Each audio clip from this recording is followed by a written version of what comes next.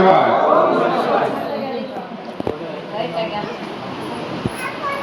ఈ గురు పౌర్ణమి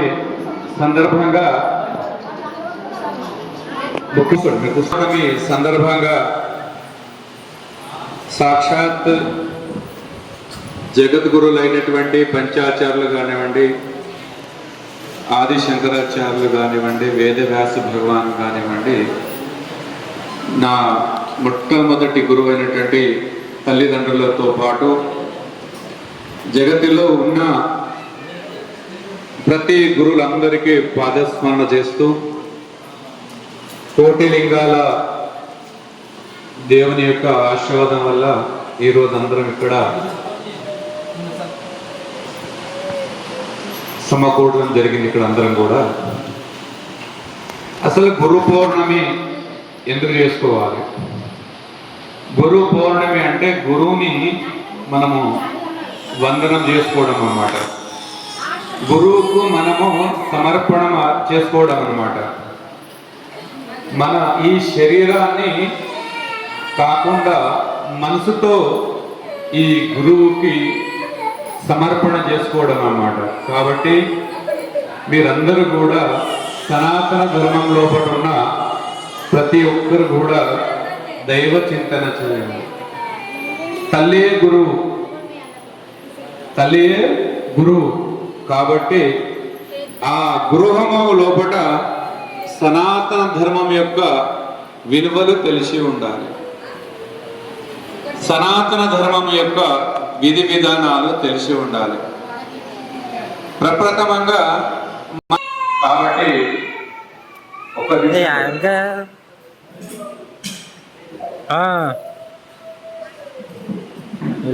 చూడలు దినచర్య ఎక్కడి నుంచి ప్రారంభం చేస్తున్నాం అది మనం తెలుసుకోవాలి. ఉదయం లేవగానే తల్లిదండ్రుల యొక్క పాదస్పర్శ చేసి పాదాలకు దండం పెట్టుకోవాలి. దాని తర్వాత గురువులకు, ఇష్టదైవానికి ఈ చేసిన తర్వాత పిల్లలకు పాఠశాలకు పంపించాలి. మనం ఏం చేస్తాం ఈరోజు రేపులు అంటే పొద్దున్న లేవగానే 7 గంటలకు 8 గంటలకు బస్సు వస్తుందంటే మనము 1 గంట ముందు లేపి వాళ్ళు డ్రెస్ చేసి టిఫిన్లు పెట్టి బ్యాగులు పెట్టించి స్కూల్ పంపుతున్నాం. కానీ సనాతన ధర్మం యొక్క విలువలు మన పిల్లలకు ఎక్కడా నేర్పుతున్నామా? నేర్పట్లేదు. కాబట్టి ఈరోజు సనాతన ధర్మము ఈ కోటి లింగాల ప్రాంగణం నుంచి కావాలి. మీరందరూ కూడా మీ పిల్లలకు ఒక శిక్షణ జరగాలి. వస్తున్నామా, గుడికి మొక్కుతున్నామా, పోతున్నామా, ఇది కాదు. వచ్చినామా, అడిగినామా, ఇది ఈ విధంగా జరగకూడదు. ఇది ఎక్కడంటే మన ఇల్లు ఒక దేవాలయం, మన ఇల్లు ఒక వేద పాఠశాల, మన ఇల్లు ఒక వేదం యొక్క నిర్మాణం కావాలి. అందుకని సుమారుగా 22 రాష్ట్రాల లోపల ఒక్కొక్క సమూహం అంటే గ్రూప్ లోపల 10 నుంచి 20,000 వరకు ఉన్న గ్రూపులు ఉన్నాయి మన కోటి లింగాల గుడికి. ఒక్కొక్క గ్రూప్ లోపల వేదాలు నేర్పుతున్నారు. రోజు ఉచితంగానే టెలిగ్రామ్ గ్రూప్ లోపల సుమారుగా మనకు దేవాలయానికి 58 గ్రూపులు ఉన్నాయి. ఒక్కొక్క గ్రూప్ లోపల 10 నుంచి 20,000 మంది ఒక సమూహంలో ఉన్నారు. వాళ్ళు ఏం నేర్పుతున్నారు? వాళ్ళు ఇప్పుడు అంటే వివిధ వాళ్ళ ప్రాంతీయ భాష లోపల వాళ్ళు, ఉదాహరణకు కర్ణాటక లోపల కన్నడ, మరాఠీ లోపల మహారాష్ట్ర కానివ్వండి, తెలంగాణ, ఆంధ్రకు వచ్చేసరికి తెలుగు కానీ, ఇట్లా రకరకాల రాష్ట్రాల లోపల రకరకాల భాష లోపల వేదం అనేది ఉచితంగా నేర్పబడుతున్నది. అందులో ఉదాహరణకి ఏంటంటే మన తెలంగాణ రాష్ట్రంలో వచ్చేసరికి రుద్రం అనే గ్రూప్ ఒకటి ఉన్నది. దాన్ని నడిపించేవారు బాబా గారి కాకినాడ. దానికి వేద పఠన చేపించేవాడు సమీరా, వెంకట సమీరా అని. ఇంకొక గ్రూప్ హైదరాబాద్ లోపలనే అశోక్ గుప్తా గారు, మల్కాజ్గిరి అధ్యక్షుడు, గీతా బోధి అని ఒక సంస్థ, అది కూడా నేర్పుతున్నది. ఇట్లా రకరకాల మన తెలంగాణ లోపల 20 గ్రూపుల వరకు ఇలాంటి గ్రూపులు ఉన్నాయి. అలాంటి గ్రూప్ లోపల ఏమున్నదంటే ఉదయం లేచి నుంచి మనం సాయంత్రం పడుకునే వరకు మన పిల్లలకి ఏం నేర్పాలి, దాంతోపాటు ఆడపిల్లలు ఎంతవరకు ఆ గ్రూప్ల లోపల 80% ఆడపిల్లలే ఉన్నారు దాని లోపల. ఎందుకు ఉన్నారు ఆడపిల్లలు అంటే, ఏ ఇల్లు ఆడపిల్ల అయితే వేదం నేర్చుకుందంటే ఆ ఇల్లు వేద గృహమే అవుతుంది. ఎందుకంటే ఇప్పుడు మనము మన గుళ్ళలోకి ఒక మనకు ఒక టైం అంటూ లేదు. సోమవారం పొద్దున కొంతమంది పోతున్నాం, మంగళవారం కొంతమంది పోతున్నాం, బుధవారం కొంతమంది పోతున్న ప్రతి ఒక్కరు కానీ ఒక్కసారి పోయి అక్కడ గురువు గారు ఏదైనా చెప్తున్నారా, అది వింటున్నామా అనేది ఒక పద్ధతి అంటూ లేదు మనకు. అందుకని ఈ మధ్య లోపల ప్రతి శనివారము మన దేవ హనుమాన్ మందిర్ లోపల మనం అందరం ఒక దగ్గర సమూహం, ప్రతి గ్రామం లోపల ఒక్క దగ్గర సమకూడాలని చెప్పేసి ఒక నియమం పెట్టుకొని అది ప్రచారం చేసుకుంటూ తిరుగుతున్నాం. అక్కడ ఏం జరుగుతుంది అంటే, ప్రతి శనివారం హనుమాన్ చాలీసా పఠనం జరుగుతుంది. ఏం జరుగుతుంది అక్కడ? హనుమాన్ చాలీసా పఠనం. మనం అందరం కూడా ప్రతి శనివారం రోజు మనకి ఇష్టదైవం ఏదైనా ఉండని, ఒక సనాతన ధర్మంలో కూడా మనం అందరం ఐక్యమత్యం ఉండాలంటే ప్రతి శనివారం రోజు హనుమాన్ మందిరికి వెళ్ళి వేదపారాయణం చేయాలి. అక్కడ ఏంటి? హనుమాన్ చాలీసా. దాంతోపాటు అక్కడున్న వక్తలు ఎవరైనా ఉంటారో వాళ్ళు దానికి సనాతన ధర్మం గురించి, హిందూ ధర్మం గురించి మనకు 4 వాక్యాలు మనకు చెప్పడం జరుగుతున్నది. కాబట్టి మీరందరూ కూడా ఈరోజు గురువు యొక్క వాక్యం అనుకోండి, కోటిలింగేశ్వర ఆశీర్వాదం అనుకోండి, మీరందరూ కూడా ఇలాంటి గ్రూపు లోపల మన కోటిలింగాల గ్రూప్ లోపల పెట్టినాము. ఆ లింక్ మీరు జాయిన్ అవ్వండి. దాని లోపల మీకు చదువు రాదనుకొని భయపడకండి. మీరు వినండి, కనీసం వింటే దానికి అర్థం వస్తుంది మనకు. స్వామి గారు ఇప్పుడు రుద్రం చదివింది ఇక్కడ మన గుడి లోపల, రుద్రాభిషేకం జరిగింది. దాని అర్థం మనకి ఏమన్నా తెలుసా? సంకల్పం మెడిసిన్, మనకు సంకల్పం మెడిపించింది కదా.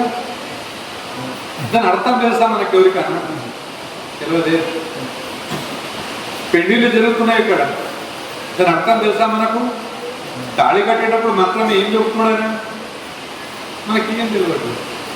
కాబట్టి ఇలాంటి గ్రూపులు ఏవైతున్నాయో ప్రతి ఒక్క వాక్యాన్ని విడదీసి విడమర్చి మనకు అర్థం చెప్తుంది. ఉదాహరణకు మన దగ్గర సహస్ర దంపతి పూజ జరిగిన రోజు బాబావారి ఆధ్వర్యంలో ఒకట మొత్తం సమూహం వచ్చి మన దగ్గర వేద పారాయణ చేసింది. ఇక్కడ స్టేజ్ మీద ఏర్పాటు చేసింది. ఎందుకంటే మహిళా దినోత్సవం అదే చుట్టుపక్కల కూడా 4-5 రోజులు మహిళా దినోత్సవం జరిగింది. మహిళా దినోత్సవం అనడానికి మనం ఏదో ఒక దగ్గర జమ చేసి మనతో బతుకమ్మలు ఆడించడము, లేకుంటే ఏదైనా రకరకాల ఆటలు ఆడించి ఈరోజు మహిళా దినోత్సవము మహిళలకన్నా ఉల్లాసంగా ఉత్సాహంగా ఉన్నామని చెప్పుకోవడం కాదు. ప్రతి మహిళ వేదమూర్తి కావాలని సంకల్పంతో వాళ్లకు వేదిక మీద కూర్చోబెట్టి మొట్టమొదటిసారిగా మన ప్రాంతంలో కూడా సుమారు 150 మంది వరకు వేద పారాయణము ఆడపిల్లలే చేసింది. ఇక్కడ ఎంత గొప్పతనం చూడండి. దీనికి చప్పట్లు కొట్టాలి కదా. ఆడపిల్లకి ఎక్కడైతే విలువ ఉంటుందో అక్కడ మనకందరి విలువ ఉంటుంది. కాబట్టి దయచేసి అందరూ కూడా మీ పిల్లలకు అనేది ప్రతిరోజు ఉదయాన్నే లేవగానే ఫస్ట్ మొట్టమొదటి స్నానము, పూజ, తల్లిదండ్రులకు పాద నమస్కారము, గురువులకు, దేవునికి ఇంట్లో మీరు దండం పెట్టిన తర్వాతనే వాళ్ళకు టిఫిన్ పెట్టండి. ఇష్టదైవం, మీకు ఏ దైవం ఇష్టం ఉంటుందో ఆ దైవమే ప్రార్థన చేయించండి. తర్వాత వీలుగా సాయంత్రం పూట ఒక్కసారి ఇట్లా స్కూల్కి వచ్చిన తర్వాత వాళ్ళు శుభ్రంగా అయిన తర్వాత మామూలు మీరు పోయి గుడికి పంపించండి పిల్లలకు. ఒక 5 నిమిషాలు పోయి, బాబు బయట ఆడుకోగల నాన్న, గుడి దగ్గర పోయి దర్శనం చేసుకొచ్చి ఆడుకో. ఇది ఎప్పుడైతే మనం చేయగలుగుతామో ఆ రోజే మనం ఒక సనాతన ధర్మం పిల్లలకు ఒక మంచి మార్గం ఇచ్చిన అవుతుంది. లేకుంటే ఏమవుతుంది ఈరోజు మనకు పిల్లలకు? అసలు ఏం తెలుసు మన పిల్లలకు చెప్పండి ఒక్కసారి. మీరు గుడికి వస్తున్నారు కానీ పిల్లలు వస్తున్నారా? వచ్చినంటే మొబైల్ తీసి గీకుడే తప్పితే కానీ వాడు చేసేది ఏమి తెలియదు. ఎప్పుడు ఇంటికి పోదామా అని గురువు గారు ఏం చెప్తున్నారు? ఒక గుడి లోపల ఒక పీఠాలు ఉన్నాయి, ఎన్నో వందల పీఠాలు మన చుట్టూ ప్రాంతాలు ఉన్నాయి. అక్కడ గురువులు ఉన్నారు. గురువు వాక్యం వినాలి మనం. గురువు ఏ బోధిస్తున్నారు మనకు ధర్మం గురించి. అలాంటి ఏం లేకుండా వచ్చినామా, గంట కొట్టినామా, దర్శనం అయిందా, తీర్థ ప్రసాదమైందా, ఇంటికి పోయినామా, అది కాదు నిజమైనట్టు. ఉన్నాయి మన కష్టాలు ప్రతి ఒక్కరికి ఉన్నాయి. కష్టం లేని జీవి లేడు మానవ జన్మలో. ఏ స్థాయిలో వాళ్ళకు ఆ కష్టాలు ఉన్నాయి. దాంతోపాటు సుఖాలు కూడా ఉన్నాయి. ఎప్పుడున్నాయి సుఖాలని అంటే మన దైవానికి మనం ఎప్పుడైతే స్మరణ చేస్తామో ఆ కష్టాలన్నీ భగవంతుడు ఎంత పెద్ద రౌతు వచ్చి తగిలేది ఉన్నా మనకు ఆ రోజు చిన్న రౌతుతో తగులుతుంది. అంటే దైవం యొక్క ఆశీర్వాదం మనకి ఎట్లుంటుందంటే మనకి ఏదైనా ప్రమాదం జరిగేటట్టుంటే కూడా పెద్ద స్థాయిలో ఉన్న దానికి చిన్న ప్రమాణంతో కూడా జరుగుతుంది. కాబట్టి మనమందరం దైవ దర్శనము దైవ దీనంలో మనం ఎప్పటికీ ఉండాలి. ప్రప్రథమంగా తల్లిదండ్రులకు పిల్లలకు కాళ్ళముక్తి సంప్రదాయం నేర్పించాలి. ఈ రోజు వరకు కూడా మా ఇంటి అందరు కూడా ఈ పక్కకు మా ఇంటికి వచ్చి బ్యాంకు రైతులు పోతున్నామంటే అమ్మ ప్రారంభకి మేము బయటకు పోతాం. అమ్మ నాయన కాళ్ళ మొక్కకుండా ఇంత అందరికీ బయటికి పో. అది మాకు ఇచ్చిన శిక్షణ మా తల్లిదండ్రులు. మీరెందుకు ఇవ్వద్దు? మీరు కూడా ఇవ్వాలి కదా మన పిల్లలకు. మన సాంప్రదాయం తెలియనప్పుడు ఎందుకు మనం పుట్టి పశువులు కూడా గడ్డి చేస్తున్నాయి, మనం కూడా అన్నం చేస్తున్నాం. దానికి మనం తేడా చెప్పు. కాబట్టి దయచేసి అన్యత భావించకుండా మీరందరూ కూడా కోటిలింగాల గ్రూప్ లోపల మనకు లింకులు ఉన్నాయి, అది ఓపెన్ చేయండి, మీరు జాయిన్ కండి. ఆ జాయిన్ అయితే వినండి, చాలా మీకు చదువుతుంది. దాని అర్థం తెలుస్తుంది మనకి. ఈ మంత్ర ఏదైతే మంత్రాలు చెప్తుందో దాని అర్థం తెలుస్తుంది. ఓం నమ శివ. ఇప్పుడు మీకు కన్నడలో పడుతుంది, ఎందుకంటే కన్నడలో చాలా మంది కాబట్టి అర్థం ಬಂದಂತ ನಮ್ಮ ಕೋಟಿಲಿಂಗೇಶ್ವರ ಭಕ್ತರಿಗೆಲ್ಲರಿಗೂ